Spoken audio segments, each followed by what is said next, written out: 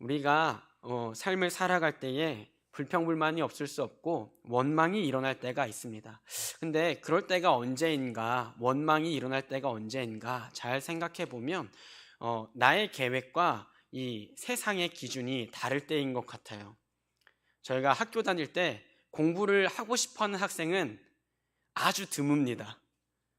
다들 모범생이셔서 모르시겠지만 제가 한번 불량 학생이었던 제가 설명드리자면, 이 선생님들의 수업이 왜 이렇게 어렵고 따분하고, 또 학원을 가도 진도는 또 왜 이렇게 빨리 나가는지 그냥 고개는 끄덕이곤 있지만 나중에 가면 또 이제 정답지를 보면서 답을 메꿔 나가는 그런 경험들 없으세요? 문제를 풀고 정답지를 보는 게 아니라 정답지를 보면서 숙제를 해야 되니까 정답을 메꿔 나가는 그런 경험들이 있는데, 근데 그러면서 어떤 불만이 일어나던가요? 내가 왜 이 대한민국 입시에 나라는 사람을 맞춰야 하는가? 내가 왜 학교와 학원에 다녀야 되는가?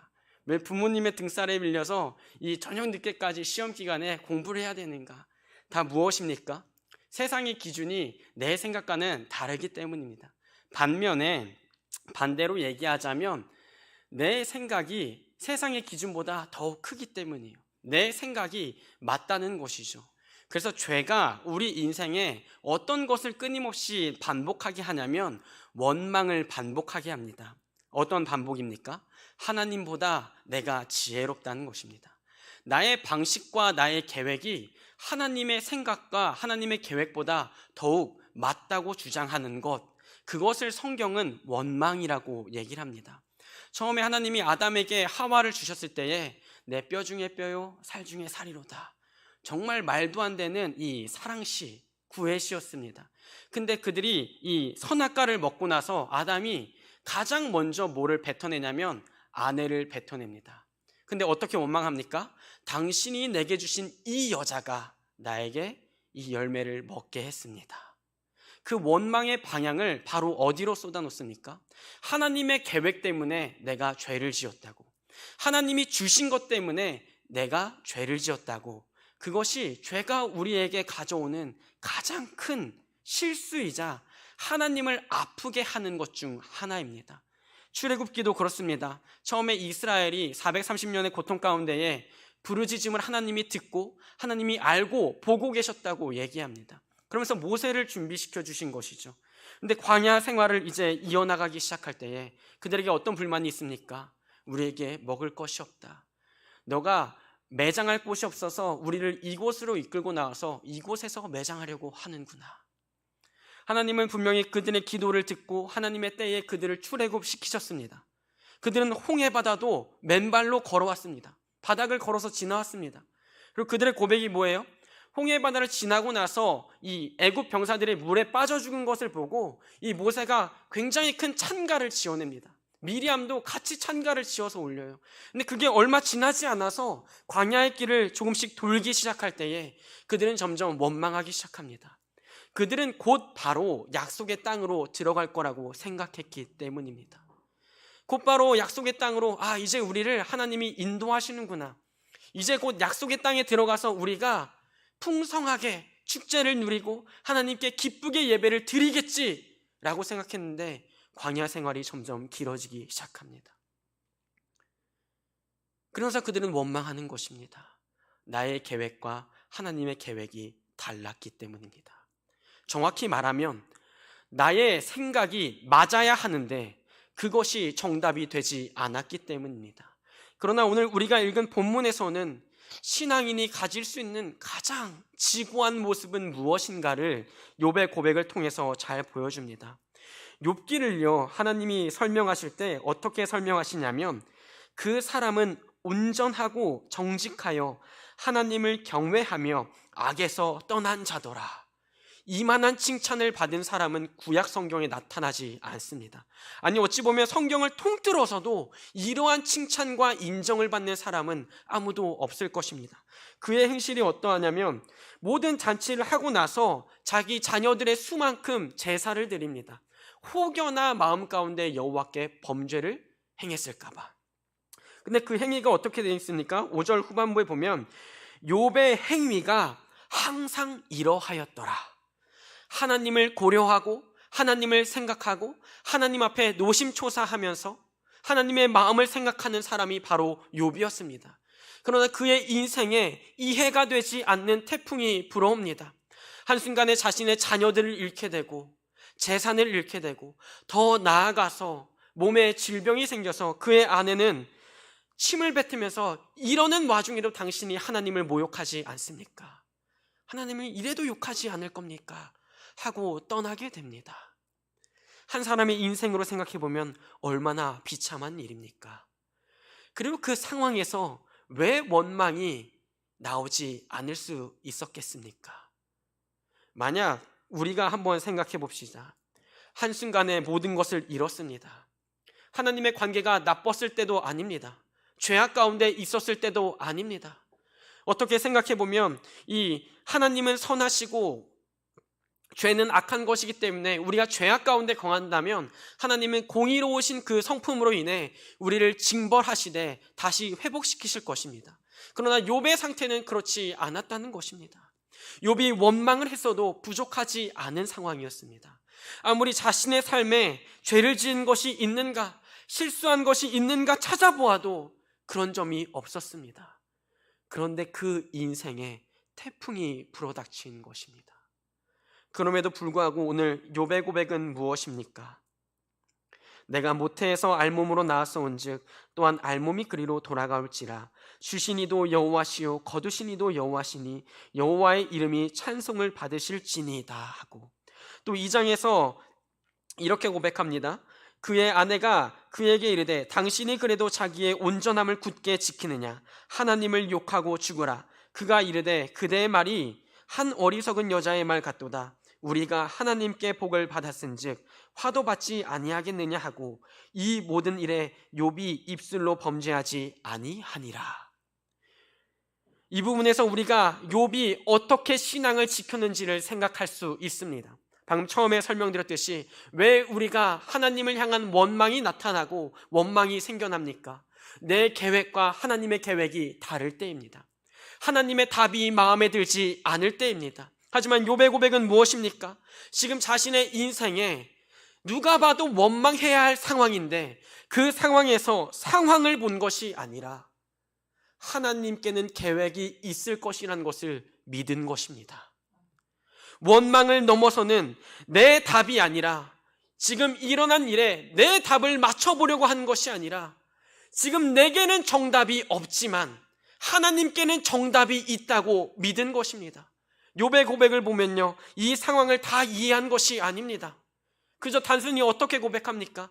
지나온 일들에 대한 하나님, 지나온 일들에 대해서 경험한 하나님은 내게 주신 분이셨습니다. 그러니 거두셔도 할 말이 없습니다. 자신의 모든 소유와 자신의 모든 건강까지도 주신 분은 하나님이시기에 거두시는 것도 용납할 수 있다고 고백하는 것입니다. 원망이 일어날 때에, 원망이 일어날 수밖에 없는 그 상황에서도 나의 기준을 고집한 것이 아니라 하나님의 관점에서 바라봤기에 욥은 이 고백을 할 수 있는 것입니다. 그렇다면 욥이 이 믿음을 끝까지 지켰는가? 사실 많은 사람들이 욥의 믿음이 좋다라고 얘기하지만 나중에 새 친구와의 이 대담을 살펴보면 얼마나 막연해하고 답답해하는지 알 수 있습니다. 내가 너희와 얘기할 수 없다. 난 정말로 죄를 짓지 않았는데 왜 내 인생에 이런 문제가 불어닥쳤는지 모르겠다. 그래서 이 일을 누구만이 해결할 수 있는가? 내가 하나님과 좀 독대하고 싶다. 지금 친구들의 위로와 친구들의 얘기는 전혀 위로가 되지 않는다는 거예요. 욥이 하나님을 몰랐겠습니까? 욥도 하나님을 알았습니다. 하지만 욥이 아는 그 하나님보다 스스로 계신 하나님이 더욱 컸을 뿐입니다. 그래서 욥이 정말로 답답해하다가 나중에 하나님이 등장하고 나서야 그가 이제 내 마음이 시원합니다라고 얘기하는 게 아니라 내가 주님 앞에 죄를 지었습니다. 내가 주님 앞에 죄를 지었습니다. 하나님 왜 내 삶을 이렇게 비참하게 만드셨습니까? 라고 얘기하지 않았습니다. 하나님이 선이시기에 나는 죄인입니다. 그게 신앙인의 고백이었습니다. 믿음이 뛰어나다고 평가됐던 욥의 고백이었습니다. 하나님이 보시기에도 온전하고 정직했다고 얘기한 욥의 고백이었습니다. 그 어떤 입술에 부정한 것을 내담는 것이 아니라 하나님이 가지고 계신 내 인생이라는 답, 그것만이 유일한 답이었기 때문에 욥은 하나님을 원망하지 않은 것입니다. 우리가 얼마나 하나님 앞에서 교만합니까? 내 뜻대로 되지 않는다고 때를 부릴 때도 많고, 내 마음대로 되지 않는다고 하나님께 투정을 부릴 때도 있습니다. 그것이 믿음이 없다고 얘기한 것이 아닙니다. 그것도 우리의 믿음이 있기 때문에 하나님 앞에 나아가서 투정을 부리는 것입니다. 하지만 그것이 원망이 되어서는 안 된다는 것을 얘기하고 있는 것입니다. 이 문제를 해결해 주셔야 하나님이십니다 라는 어투로, 이 문제가 해결되어야 하나님은 내게 예배를 받으실 수 있습니다. 그것이 죄인이 가진 본성입니다. 하나님을 손에 쥐고 내가 원하는 하나님으로 만들려는 것, 내 뜻대로 내 생각대로 휘두르고 싶어하는 것, 그것을 하나님은 좌시하지 않으신다는 것입니다. 우리가 이 모습을 어디서 또한 살펴볼 수 있습니까? 예수님이 잡히시던 그날 밤 산에 올라가셔서 어떤 기도를 합니까? 하나님, 내게 이 잔을 피할 수 있다면 피하고 싶습니다. 그러나 내 뜻대로 마시고 아버지 원대로 행하시옵소서. 그 잔은 너무나 끔찍한 잔이었습니다. 제자들이 멋모르고 그 잔을 우리도 마실 수 있습니다, 그 짐을 우리도 짊어질 수 있습니다 라고 얘기했지만 너희들이 모르니까 그렇게 얘기하는도다. 한 사람이 감당하기엔 너무나 비참한 형벌이었습니다. 그것도 무죄하시고 무고하신 하나님의 하나밖에 없는 그 독생자가 죄인들의 죄를 대신 짊어진다는 것은 말도 안 되는 일이었습니다. 비논리적인 얘기고 비합리적인 얘기였습니다. 하지만 하나님의 정답 가운데선 그것이 가장 합리적인 일이었습니다. 죄가 없는 자신의 하나뿐인 아들이 수많은 죄인들을 위하여 죽는 일. 예수님은 자신의 정답을 하나님 앞에 주장하고 이 뜻대로 해야 된다고 얘기하는 것이 아니라, 아버지, 그렇습니다, 내가 가진 생각이 있지만 아버지가 가지고 계신 답이 유일한 답인 줄 믿습니다. 한 번도 아버지를 원망하지 않았습니다. 우리가 신앙생활을 행할 때에 혹은 인생을 살아갈 때에 우리의 답이 너무나 크면 우리는 하나님을 원망할 수밖에 없습니다. 우리가 가진 생각과 계획이 너무나 크면 그 계획대로 이루어지지 않을 때에 우리는 하나님을 원망할 수밖에 없습니다. 그러면 신앙이란 무엇인가? 오늘 욥의 모습을 따라가고 예수님의 모습을 닮아갈 때에 내 계획과 내 답이 있을지언정 그것보다 뛰어나신 하나님의 계획이 이루어져 나가고 있을 때 그 앞에 무릎 꿇는 것입니다. 우리가 조심해야 할 것이 무엇이 있겠습니까? 하나님보다 앞서가지 말아야 합니다. 우리가 미래를 준비하고 미래를 계획하는 것은 당연히 행해야 할 일이지만 그 계획과 생각 가운데 큰 여백 하나를 만들고 그 자리를 기도로 채워가는 일이 먼저 필요하다는 것입니다. 주님, 나의 생각과 계획은 이렇습니다. 내 인생이 어떻게 이루어질지도 모르겠습니다. 그러나 그 큰 여백을 하나님이 가지고 계신 그 정답으로 채워지길 원합니다. 어떨 때는 그 정답이 우리가 가진 생각보다 너무나 맞지 않고 이해가 가지 않고 내가 생각하기엔 너무나 비합리적인 일일지언정 내가 그동안 경험해왔던 그 하나님, 나라는 존재 자체가 하나님의 소유인 것을 고백하고 나아갈 때에 그 원망이 무너지고 하나님께 욥처럼 찬송으로 나아갈 수 있는 것입니다. 이 말씀을 준비하면서 이것이 삼켜지지가 않는 것입니다. 내가 가진 계획과 내가 가진 가정에 대한 생각, 미래 계획 얼마나 많겠습니까? 한 젊은 전도사님들의 얘기를 들었는데 수많은 큰 교회 목사님들의 설교를 비평하는 거예요. 거기 서초의 큰 교회 오 목사님의 설교는 좀 제왕적이야. 제가 그걸 옆에서 들으면서 좋을 때다. 아무것도 모르니까 저 강단에서 수많은 사람 앞에 저 한마디를 던지기까지 얼마나 사역자가 고민을 하겠습니까? 큰 교회뿐만이 아니겠죠. 근데 그것들을 모르고 나라면 여기서 이렇게 설교를 할 텐데 막 그 얘기를 하는 거 보면서 정말 귀여우면, 저도 뭐 어리지만 귀여우면서도 내 모습도 저렇진 않을까. 하나님의 뜻과 계획을 알기보다는 하나님, 저라면 이렇게 행할 것입니다. 하나님, 그건 정답이 아닌 것 같습니다. 만약에 제 생각이 맞다면 A로 가는 길이 지름길 같습니다. 그 얘기를 들으면서도, 또한 이 본문을 준비하면서도 그때 그 생각이 나면서 나도 하나님 앞에서 비록 원망의 자리까지는 나아가지 않겠지만 그 원망의 근거가 되는 자기 중심적인 사고, 내가 가진 정답을 하나님께 들이밀면서 이대로 되기를 원합니다. 주님, 이대로 되지 않으면 제가 실족할 것 같습니다. 그리고 그것이 내가 원대로 되지 않았을 때에 내가 하나님의 소유인 것을 까먹고 오히려 하나님이 내 소유인 것처럼, 하나님, 왜 제 뜻대로 되지 않았습니까?